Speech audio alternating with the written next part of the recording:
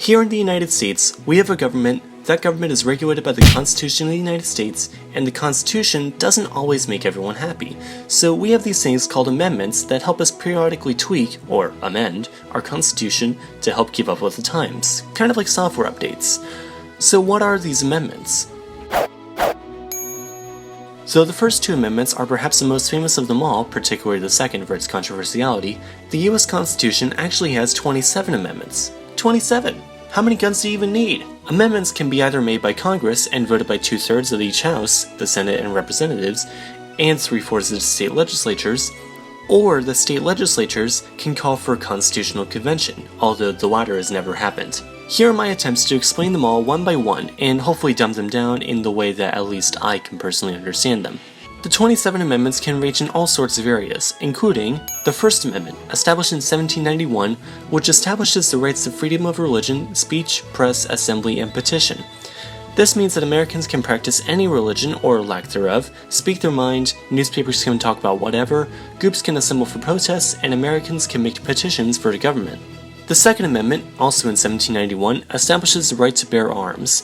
This amendment has come under heavy fire, pun partially intended, in recent years, as to the advent of mass shootings, and the NRA.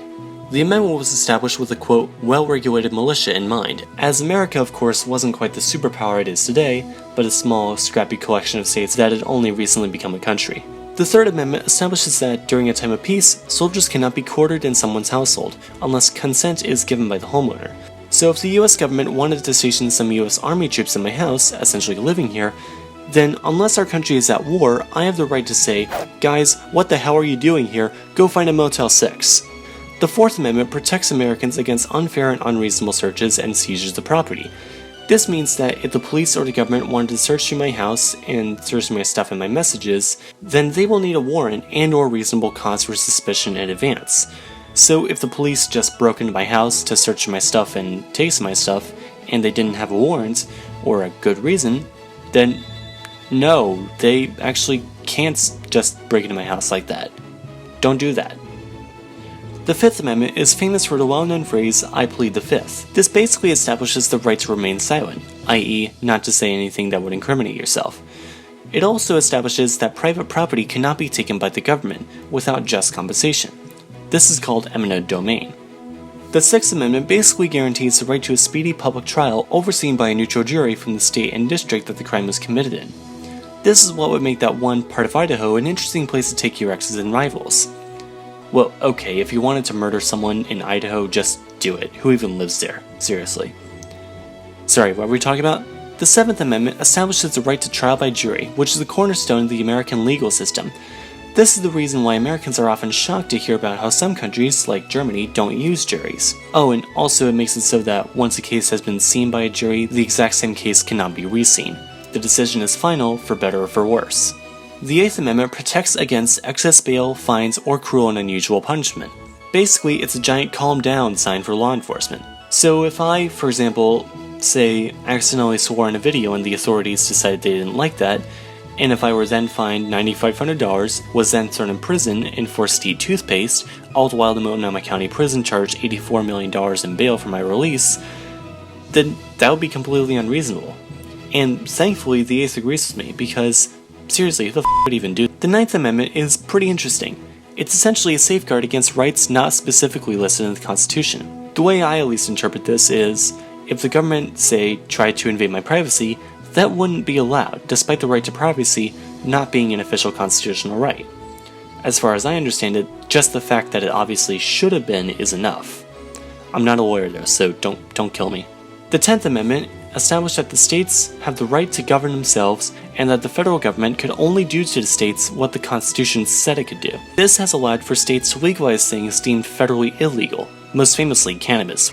Not to be confused with KhAnubis. Now what's important to realize is that these first 10 amendments were all actually put into place in 1791, and this is because these 10 amendments are actually the amendments that make up the US Bill of Rights. So if you wanted to be all picky about it, you could say that the US Constitution has only 17 amendments in addition to the Bill of Rights, except I'm an American and I'm not going to go around saying that anytime soon, and I wouldn't advise you do the same. The 11th Amendment, established in 1795, basically makes it so that one cannot sue a state for something if you don't live in it. It's basically a way of saying, hey, you don't live here, this is none of your business. The 12th Amendment was established in 1804. Now you know roughly how US presidential elections work, like with the Electoral College and the delegates and the losing the popular vote occasionally and stuff like that. Well, yeah, no one really does, but yeah, that was all the work of the 12th. The 13th Amendment, put into place in 1865, abolished slavery in the US in the wake of the Civil War. Now, keep watch, you might notice a pattern with the next two. The 14th Amendment, effective 1868, was a big one, and established actually a lot of things, but by far the most important was that it established what a US citizen is, i.e., black people are also citizens now. The 15th Amendment, established in 1870, now allowed men of any race or color to vote. How progressive. The 16th Amendment, made effective in 1913, was taxing for the US Congress to establish, and now quite taxing on us, as it gave Congress the power to collect income taxes. The 17th Amendment, also made effective in 1913, established direct popular voting when voting for people like senators, as opposed to the Electoral College we used to elect our presidents. The 18th Amendment, put into effect in 1919, made alcohol illegal nationwide. This was the start of the infamous Prohibition era, which banned the manufacturing or importing of alcoholic beverages in the US for the 1920s. That's right, Prohibition wasn't just national law, it was part of our Constitution. The 19th Amendment was also established in 1919. Funny how that worked out. And yeah, you remember how I said that the 15th allowed all men to vote? Yeah, women couldn't vote until the 19th Amendment was passed. So that took care of that. The 20th Amendment, established in 1933, established the commencement of presidential terms in succession. This basically moved the inauguration day from the 4th of March, when it was warm enough for stagecoaches to get to DC, to the 20th of January, closer to the start of the year. The 21st Amendment was actually the amendment that repealed the 18th Amendment, and was also put into place in 1933, and made alcohol legal again in the US, even though 1933 probably wasn't the best year to take up drinking. By the way, a useful way to remember which amendments apply to Prohibition is to remember how 18-year-old Americans cannot drink alcohol and have to wait until they're 21 despite being legal adults. I've heard exchange students hate this. The 22nd Amendment was put into effect in 1951, not long after FDR served 3 terms and died in his early 4th in 1945, and therefore it formally limited the terms a US president could serve to 2. Now, the reason presidents before FDR always limited themselves to 2 terms is because that was what George Washington did when he refused to run for a 3rd term. But until the 50s, not running for a 3rd term was merely a formality. Washington and Cleveland could have run for a 3rd term, but Reagan and Obama could never have done so. Must have sucked for Truman, but oh well. The 23rd Amendment established in 1961 the right for residents of Washington, D.C. to vote for the presidents of the United States. Before then, residents of D.C., as with territories today, could not vote for the presidents in the elections. Now this is actually kind of part of the reason why D.C. has never voted Republican, since, unlike neighboring Maryland and Virginia, who have both voted Republican in the past, its streak doesn't go back to the colonial age. Unfortunately, people in DC and other territories do not have a voting representative in Congress, and citizens living in territories still cannot vote in the presidential election, but confusingly can vote in the primaries. The 24th Amendment in 1964 abolished the poll tax requirement in federal elections, which actually meant that a US citizen could now still vote in elections even if they didn't pay any taxes, be they homeless or billionaire CEO.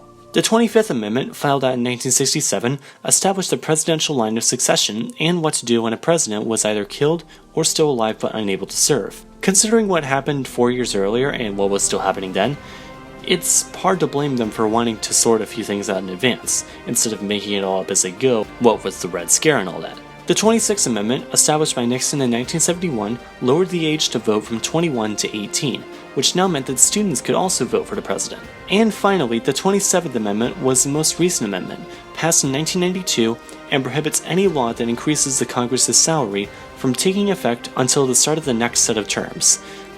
Yeah, it's not exactly the most glamorous, but I suppose that's what you get when you work somewhere where a pay raise would require the creation of the 28th Amendment. Thanks for watching, and I hope I've helped you out with your knowledge of America and its politics. And if you were already an expert on the Constitution to begin with and I got anything wrong, please let me know because school tests are on the line here. But anyways, if you were to establish the 28th Amendment, what would you suggest?